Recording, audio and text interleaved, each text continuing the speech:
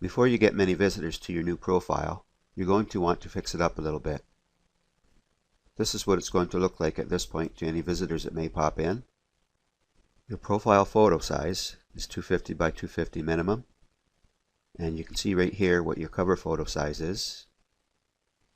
I'll leave these dimensions on the website underneath this video. So let's add our cover photo. Change cover. And we want to go to upload.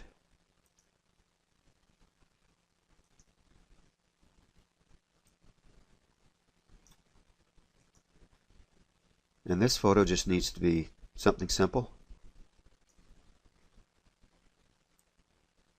That works.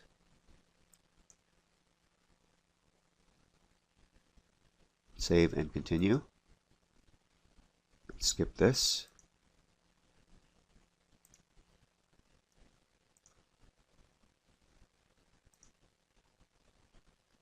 Now what you want to do is click right here. And again, select a photo from your computer.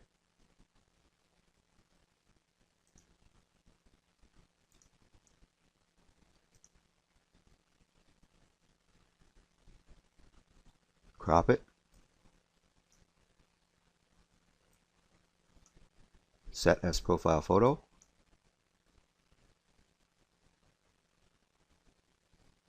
If you do have followers, you can add a comment and share it.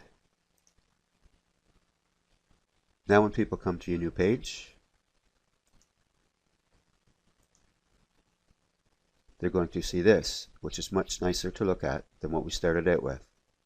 So let's go back to our profile. And our next step from here is going to be to actually link our website to our Google Plus profile.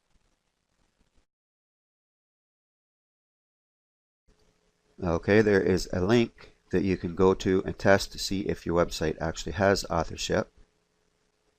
This is the link, and I'm actually going to leave this on the website too. All you would need to do is paste your link right here, your website URL, and preview it.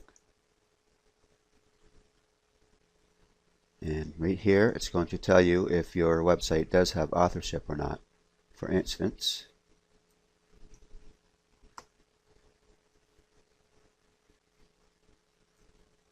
as you can see, authorship is working for my main website, but on the new website that I'm using for this tutorial, it isn't. So back on your Google Plus profile, you scroll down and you click on Link Website. Now there are many different ways to do this. Copy this. Go back to the dashboard of your website. And this method may get a little bit complicated. Using this method, you may want to get a webmaster to do this. But anyway, to do it, we go to Appearance and we go to Editor.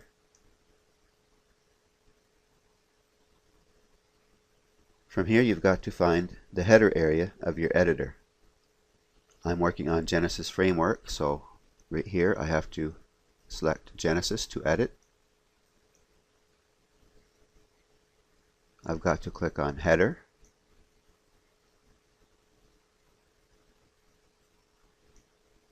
And what I'm looking for is right here. That code that I showed you has to be placed just before the closing head tag. So what I do is place my cursor here. I hit my Enter key. And I paste that code right here. Now I scroll down. I click Update File.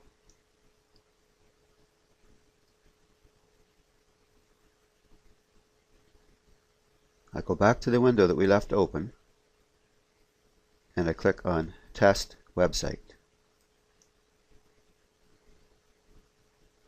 If you see this pop up where it says Test Successful, congratulations. What we did was just the most difficult way of doing this. If you're not that experienced of a webmaster, and you don't know someone else to do it, there is another way to do this. You would have to go to google.com/webmasters/tools,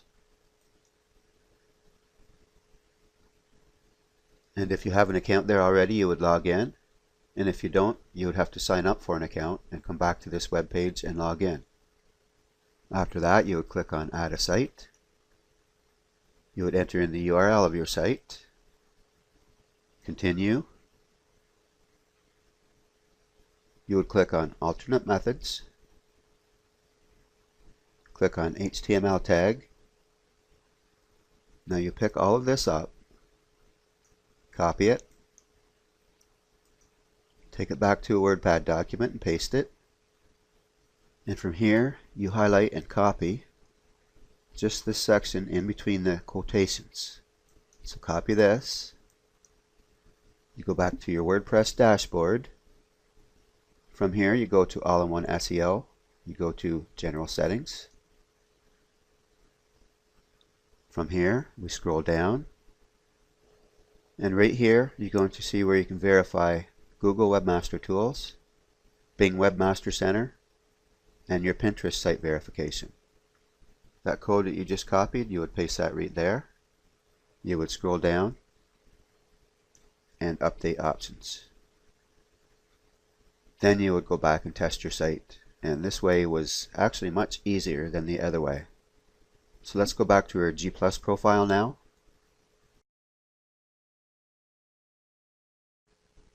As you can see here, I changed the header image. Your header image represents your brand, and it should remain consistent across the internet. For instance, this is my G+ profile. This is the website. This is the Google+ profile of the other website. And this is the other website. You can see it is a good idea to keep things consistent across the internet. Something else that you should know is right here where it says links. What's going to happen is it sometimes takes up to 2 weeks. Usually within a day or so, there's going to be a check mark placed by Google right here, like this on the other profile. If you scroll down, you see how it looks a little bit different. And you can see right there how that's a little bit different with that check mark beside the website. Again, this takes usually a couple of days. So what we're going to do is add a tagline and the introduction to your profile. And again, this is something that remains consistent across the internet. On a first page traffic profile, tagline, helping you learn how to get first page traffic. Introduction, you can see it there, I'm not going to read it to you. So what I'm going to do is add a tagline and an introduction right here. To do this, click Edit. Your tagline is the 10 words that describe your page the best. Your tagline should be something that catches people's attention. And of course, the purpose of this website is teaching you how to get visitors to your website. Now your introduction should be along the same lines and use keywords that are related to what your niche is here. So what I chose was visitorstomywebsite.com was created to help people learn how to get many visitors to their website. You will learn how to get thousands of free visitors to your website on a daily basis. Targeted website traffic from the first page of Google, Yahoo, and Bing. So there's the tagline for this Google+ profile. What's going to happen next is we need to set up our links. So to add your links, and remember there are 6 very important ones, plus your YouTube account, just click here. You click on Add Custom Link. Let's call this Facebook. And you add your Facebook URL. Add Custom Link. Twitter. URL. And just go through those important 6. I might as well pause the video at this point and I'll finish up the other 3 or 4. Okay, there we go. And remember, we have our 6 very important for SEO social websites. Again, they are Facebook, Twitter, LinkedIn, StumbleUpon, MySpace, Delicious, and you've got your Google Plus account and your YouTube account. After you get them all in there, click Save. And there we are. Now if we scroll down here, we can see our tagline is in order. We can see our introduction is there. People that come to our profile can see our other social profiles. And of course, right here you want to add your contact information. I'm not going to show you how to do that because that's pretty basic. Now as for your people in your circles, what you want to do is add as many people as you can, but only if they are in your niche. Only if what they do online is related to what you do online. In other words, if you had a store that sold horses, you wouldn't want to have an internet marketer in your circle. And if you were an internet marketer, you wouldn't want to be connected on Google Plus to a place that had nothing to do with internet marketing. That's just common sense information. One more thing I quickly want to do is go and see how this profile looks in the window where I'm not logged in. And this is how the Google Plus profile is going to look to people that aren't connected to you yet, or at least that aren't connected to me. While I'm here, I might as well follow. And a couple of more things that you may want to check. Go to your Webmaster Tools account, and you want to find your website. Click on it. Click on Add Test Sitemap. And if you have your WordPress plugin set up properly, this will be your sitemap address. Sitemap.xml. Submit it. Now refresh the page. Now Google can look after your website. And one more thing. You may have actually already done this, but you must verify that you have an email address on your domain name. As it says here, for example, name@name.com. So I type in john@visitorstomywebsite.com. And what this does is just check to make sure that your email address is verified. And apparently I didn't yet, so a verification email has been sent to my email address. So I need to go and I need to click on Verify It.